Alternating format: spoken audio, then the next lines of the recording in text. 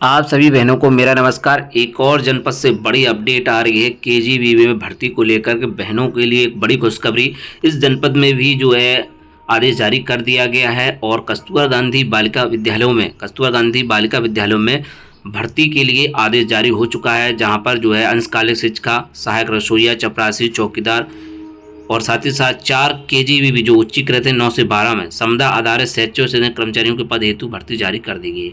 जी हाँ, हम बात कर रहे हैं लखनऊ जनपद की, जहां पर आदेश जारी हो चुका है। आप सभी यहां पर देख सकते हैं, जो कि कार्यालय जिला विशिष्ट अधिकारी लखनऊ की ओर से आदेश जारी हुआ है।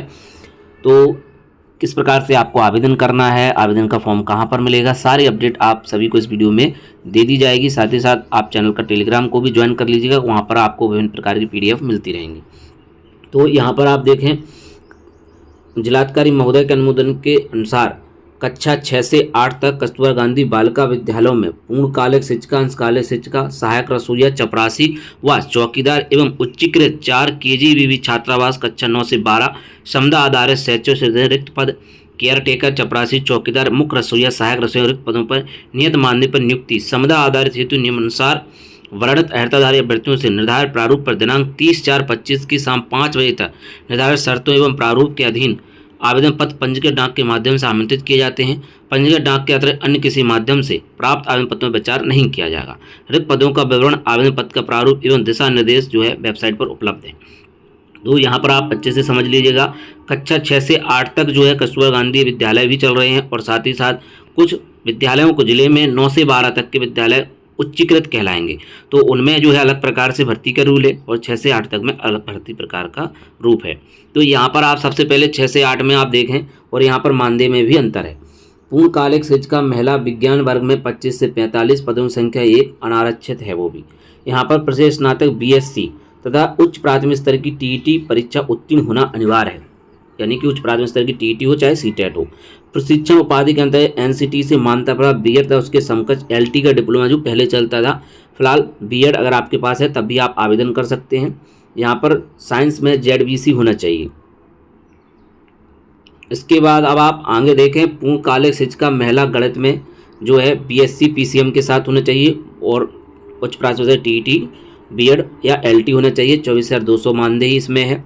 वहीं सामाजिक विषय में भी एज लिमिट वही है, 1 पद अनारक्षित का है और यहाँ पर गणित में देखिएगा 1 पद अनारक्षित का है और OBC के 2 हैं।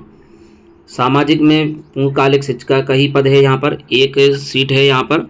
और इतिहास, भूगोल, नागरिक शास्त्र विषय में किसी एक विषय के साथ स्नातक उपाधि होना चाहिए तथा उच्च प्राथमिक स्तर की TET होना चाहिए और B.Ed या LT होना चाहिए। अब बात करते हैं अंशकालिक की। शारीरिक शिक्षा में जो है 1 पद है जनरल का, यहाँ पर BPEd या फिर CPEd या फिर DPEd होना चाहिए। TET अनिवार्य यहाँ पर नहीं है, शिक्षा के अध्ययन के लिए मान्य होगी। तो यहाँ पर जो है अंशकालिक शिक्षा जो कि महिला शारीरिक शिक्षा में यहाँ पर TET अनिवार्य नहीं है, 12,181 मानदेय रहेगा।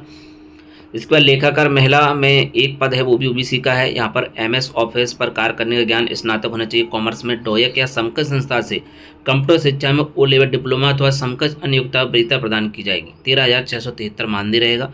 सहायक रसोइया में 1 पद है, OBC का, 8 पास उत्तीर्ण होना चाहिए। शारीरिक अक्षमता संकरों से ग्रसित होने चाहिए। 6,433 मानदेय रहेगा। चौकीदार के लिए जो है 7,147 मानदेय रहेगा। कक्षा 8 उत्तीर्ण होना चाहिए और SC की सीट है। इसके बाद चौकीदार भी पूर्णकालिक है। चपरासी पूर्णकालिक महिला, अनुसूचित जाति, कक्षा 8 उत्तीर्ण, शारीरिक अक्षमता शारीरिक रूप से ग्रसित न हो। 7,147 पूर्णकालिक महिला। तो पूर्णकालिक और अंशकालिक के हिसाब से भर्ती यहाँ पर निकाली गई है। अब आगे बात कर लेते हैं इनके नियमों के बारे में। कस्तूरबा गांधी बालिका विद्यालय में सेवा हेतु अधिकतम 60 वर्ष होगी। चयन हेतु 1 अप्रैल को न्यूनतम आयु 25, अधिकतम 45। आरक्षण सरकार के हिसाब से जो नियम है उसके हिसाब से दे होगा। 4 बर्खास्त, नैतिक चरित्र, क्षमता नहीं होनी चाहिए, दिवालिया नहीं होनी चाहिए। अब इसके लिए मेरिट किस प्रकार से बनेंगे उसको समझें आप। हाई स्कूल का 10/100, इंटरमीडिएट का 10/100, स्नातक का 20/100, प्रशिक्षण का 30/100। भारंग कस्तूरबा गांधी आवासीय बालिका विद्यालय शिक्षिका रूप में कार्य करने के अनुभव पर प्रत्येक पूर्ण अध्यापन के लिए 2 अंक, अधिकतम 30 अंक तक जो भी कम हो वो दिया जाएगा, यानी कि जो पूर्व में काम कर चुके हैं उन लोगों के लिए। यदि 2 से अधिक अभ्यर्थी गुणवत्ता अंक समान होते हैं तो ऐसे अभ्यर्थी को नाम जो आयु में ज्येष्ठ होगा उसको रखा जाएगा। आयु भी समान हो जाएगी तो अल्फ़ाबेट के हिसाब से उसका नाम आगे बढ़ाया जाएगा। रसोईया, सहायक रसोईया, चपरासी, चौकीदार के लिए सिर्फ जो है साक्षात्कार होगा। शिक्षा से कर्म शिक्षण स्टाफ के चयन समय प्रस्तुत प्रमाण सत्यापन संबंधित बोर्ड संस्था कराया जाएगा। कार्मिकों के मूल सहच अभिलेख को जिला परियोजना कार्यालय में सुरक्षित संरक्षित कराया जाएगा। अभिलेख को सत्यापन या मानदेय भुगतान किया जाएगा। सामान्य निर्देश हैं, आपको फॉर्म जो है साफ सुथरा भरना है, कहीं पर जो है ओवर राइटिंग नहीं करनी है, काटना नहीं है। पूर्णकालिक शिक्षक अंशकालिक पदों पर चयन मेरिट के आधार पर किया जाएगा। तो पूर्णकालिक शिक्षक और अंशकालिक के लिए किस पे? मेरिट के आधार पर। मुख्य रसोईया, सहायक रसोईया, चपरासी 14 पदों पर साक्षात्कार के माध्यम से चयन किया जाएगा तथा मुख्य चिकित्सक के द्वारा जारी शारीरिक क्षमता संगठन से ग्रसित नहीं होने पर संबंधित स्वास्थ्य प्रमाण पत्र भी देना होगा। सभी पदों पर मानदेय राज्य परियोजना के दिशानिर्देशानुसार होगा। आवेदन पत्र पर आवेदन पत्र का नाम, वर्ग, विषय के साथ लिफाफे के ऊपर स्पष्ट मोटे अक्षरों में कस्तूरबा गांधी आवासीय बालिका विद्यालय हेतु आवेदन पत्र अंकित होना आवश्यक है, अन्यथा आवेदन पत्र निरस्त कर दिया जाएगा।